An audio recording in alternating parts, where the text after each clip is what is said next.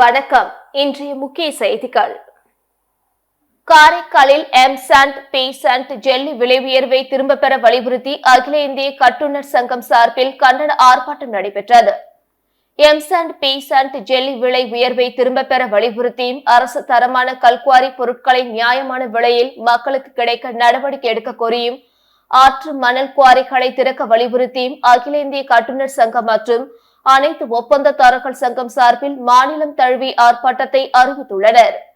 இதன் ஒரு பகுதியாக காரைக்கால் மாவட்டத்தில் அகில இந்திய கட்டுநர் சங்கம் மற்றும் அனைத்து ஒப்பந்ததாரர்கள் சங்கம் சார்பில் காரைக்கால் கடற்கரை சாலையில் சங்க தலைவர் கணேசன் தலைமையில் நடைபெற்ற கண்டன ஆர்ப்பாட்டத்தில் செயலாளர் பீட்டர் தன்ராஜ், பொருளாளர் கந்தகுமார் உள்ளிட்ட 100க்கும் மேற்பட்ட கட்டுநர்கள் மற்றும் ஒப்பந்ததாரர்கள் கலந்து கொண்டு எம்சாண்ட் பி-சாண்ட் ஜெல்லி விலை உயர்வை திரும்ப பெற வலியுறுத்தி கண்டன முழக்கங்களை எழுப்பி ஆர்ப்பாட்டத்தில் ஈடுபட்டனர்.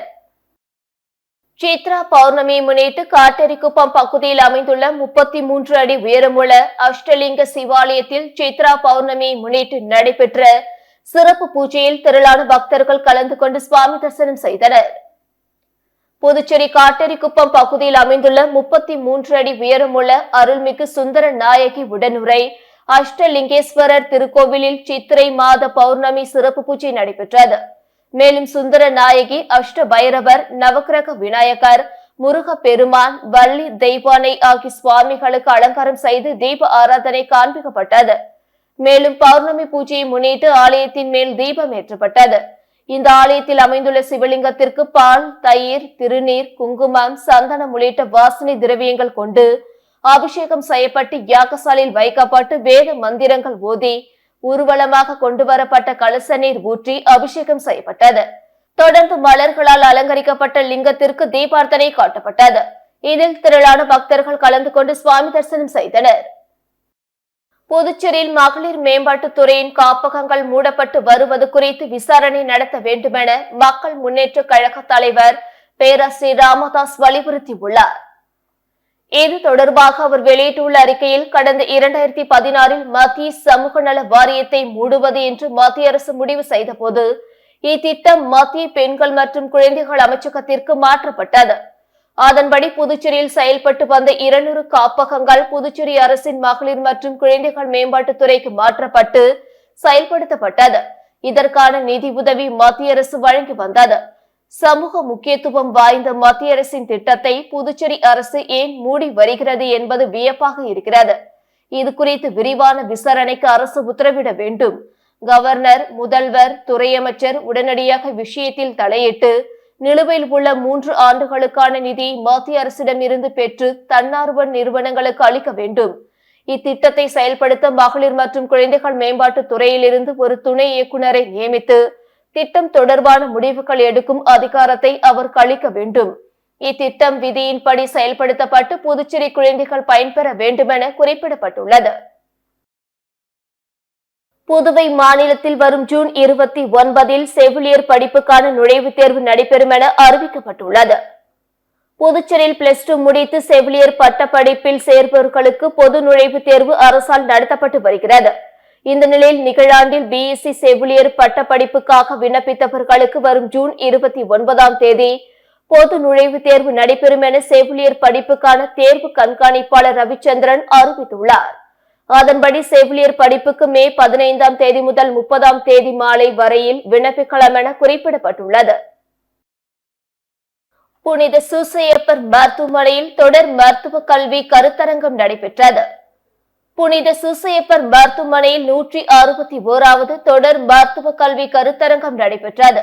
இந்த கருத்தரங்கத்திற்கு டாக்டர் ரங்கநாத் தலைமை தாங்கி வரவேற்புரையாற்றினார். சிறப்பு விருந்தினர் மற்றும் தலைமை பேச்சாளராக டாக்டர் லியோ குணாலன் கலந்து கொண்டார். டாக்டர் ஆத்மநாபன் வாழ்த்துரை வழங்கினார். மருத்துவ கருத்தரங்கில் டாக்டர் லியோ குணாலன் பேசியதாவது, நவீன காலத்தில் சிறுவயதில் பாதிக்கப்படும் இருதயம், சிறுநீரகம் மற்றும் உடலில் ஏற்படும் பலவித நோய்கள் குறித்து விளக்கி பேசினார். மன அழுத்தத்தின் காரணமாகவே பலவித நோய்கள் ஏற்படுவதோடு நோயின் தன்மையும் அதிகரிக்கிறது. மன அழுத்தத்திலிருந்து விடுபட்டு அமைதியாக வாழ நோயாளிகள் மருத்துவர்களின் ஆலோசனைகளை பெற்று வாழ வேண்டும் என்றார். சிறப்பு விருந்தினராக கலந்து கொண்ட டாக்டர் லியோ குணாலனுக்கு புதுவை மற்றும் கடலூர் மறைமாவட்ட ஆர்ச் பிஷப் பிரான்சிஸ் கலிஸ்ட் பொன்னாடை அணிவித்து நினைவு பரிசு வழங்கினார்.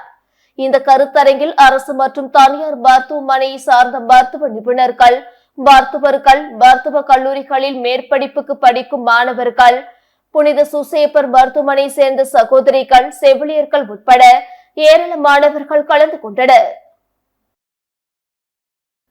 ராணுவ வீரர்கள் பற்றி அவதூறாக பேசி அதிமுக முன்னாள் அமைச்சர் செல்லூர் ராஜு மீது நடவடிக்கை எடுக்க கோரி முப்படை முன்னாள் ராணுவ வீரர்கள் புதுச்சேரியில் எஸ்எஸ்பியிடம் புகார் அளித்தனர்.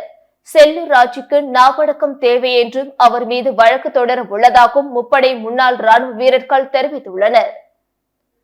இந்திய ராணுவம் பாகிஸ்தான் மீது ஆபரேஷன் சிந்தூர் என்ற பெயரில் தாக்குதல் நடத்தி வெற்றி கண்டது.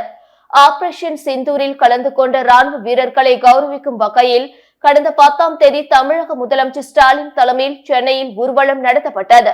இந்த ஊர்வலம் குறித்து அதிமுக முன்னாள் அமைச்சரும் தற்போதைய சட்டமன்ற உறுப்பினருமான செல்லூர் ராஜு அவர்கள், ராணுவ வீரர்கள் என்ன எல்லையில் சென்று சண்டையா போட்டார்கள் என ஏளனமாக கருத்து கூறியுள்ளார். இவரது பேச்சுக்கு தமிழகம் முழுவதும் எதிர்ப்பு தெரிவிக்கப்பட்டு வரும் வேளையில் புதுச்சேரியை சேர்ந்த ராணுவ வீரர்கள் மற்றும் முன்னாள் ராணுவ வீரர்களை அவமதிக்கும் செயல் என கூறி தரம் தாழ்ந்து ராணுவ வீரர்களை அவமதிக்கும் வகையில் பேசிய செல்லூர் ராஜு மீது நடவடிக்கை எடுக்க கோரி புதுச்சேரியை சேர்ந்த முப்படை முன்னாள் ராணுவ வீரர்கள் மற்றும் வீர தாய்மார்கள் நலசங்கம் சார்பில் புதுச்சேரி உருளையன்பேட்டை காவல் நிலையத்தில் உள்ள முதுநிலை காவல் கண்காணிப்பாளரிடம் புகார் மனு அளித்தனர். மனுவை பெற்றுக்கொண்ட அவர் இது குறித்து நடவடிக்கை எடுப்பதாக தெரிவித்தார். அதனைத் தொடர்ந்து செய்தியாளர்களிடம் பேசிய முப்படை முன்னாள் ராணுவ வீரர்கள் நலசங்க தலைவர் மோகன், ராணுவ வீரர்கள் பற்றி செல்லூர் ராஜுக்கு என்ன தெரியும் என்றும் அவருக்கு நாவடக்கம் தேவை என்று கூறிய அவர், நாட்டுக்காக போராடும் ராணுவ வீரர்களை இழிவாக பேசுவதை இத்துடன் நிறுத்திக் கொள்ள வேண்டும் என்றும், மேலும் செல்லூர் ராஜு மீது நடவடிக்கை எடுக்க கோரி நீதிமன்றத்தில் வழக்கு தொடர உள்ளதாக தெரிவித்த அவர், அவரை சட்டமன்ற உறுப்பினர் பதவியிலிருந்து நீக்க கோரி தமிழக சட்டப்பேரவை தலைவர் அப்பாவுவிடம் மனு கொடுக்க உள்ளதாகவும் தெரிவித்தார். மேலும் ராணுவ வீரர்கள் எல்லையில் போராடி வருவதை அரசியல்வாதிகள் யாரும் அரசியல் செய்ய வேண்டாம் என எச்சரிக்கை விடுத்தனர். 1 லட்சம் ரூபாய் மதிப்புள்ள ஆப்பிள் ஐபோனை 7000 ரூபாய்க்கு வழங்குவதாக சமூக வலைதளங்களில் புதுச்சேரி உள்ளிட்ட நாடு முழுவதும் போலி விளம்பரம் செய்து 100க்கும் மேற்பட்ட இளைஞர்களிடம் ரூபாய் 15 லட்சம் மோசடியில் ஈடுபட்ட 2 பட்டதாரி வாலிபர்களை புதுச்சேரி சைபர் கிரைம் போலீசார் கைது செய்து சிறையில் அடைத்தனர். வாட்ஸ்அப் மற்றும் இன்ஸ்டாகிராமில் 1 லட்சம் ரூபாய் மதிப்புள்ள ஆப்பிள் போன்களை ரூபாய் 7000 மற்றும் ரூபாய் 8000க்கு தருகிறோம். பணம் செலுத்தியவுடன் கொரியர் மூலம் உங்கள் வீட்டு முகவரிக்கு அனுப்பப்படும் என விளம்பரம் செய்து தமிழ்நாடு மற்றும் புதுச்சேரியை சேர்ந்த 100க்கும் மேற்பட்ட இளைஞர்களிடம் இணையவழி மோசடி கும்பல் பணம் வசூலித்துள்ளது.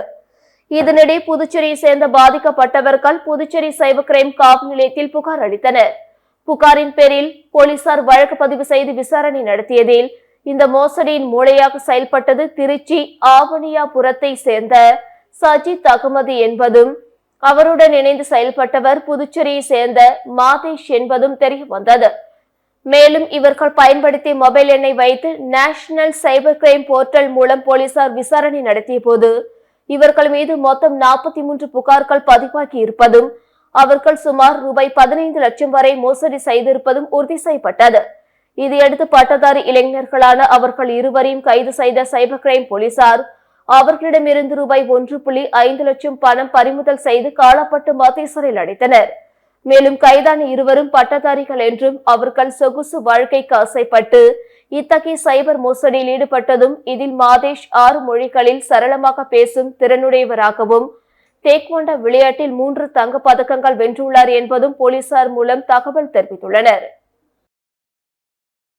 புதுச்சேரியில் தனியார் நிறுவனத்தின் உரிமையாளர் போல் ஆள் மாறாட்டம் செய்து ரூபாய் 5.10 கோடி ரூபாய் கொள்ளையடித்த பணம் சென்ற வங்கிக் கணக்கு உரிமையாளரை புதுச்சேரி சைபர் கிரைம் போலீசார் கைது செய்தனர்.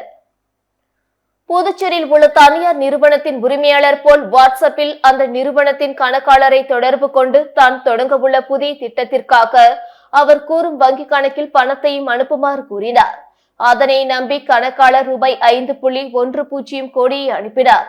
அதன் பிறகு தான் மோசடி செய்யப்பட்டதை அறிந்து கணக்காளர் அளித்த புகாரின் பேரில் புதுச்சேரி சைபர் கிரைம் போலீசார் வழக்கு பதிந்து விசாரித்தனர்.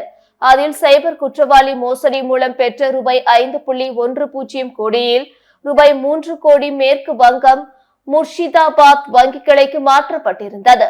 அதனைத் தொடர்ந்து அந்த வங்கி கணக்கின் உரிமையாளரான மேற்கு வங்கம் முர்ஷிதாபாத் மாவட்டம் ஜலாங்கியை சேர்ந்த மொபிக்குல் ஆலம் முலாவை கடந்த மாதம் கைது செய்து சிறையில் அடைத்தனர்.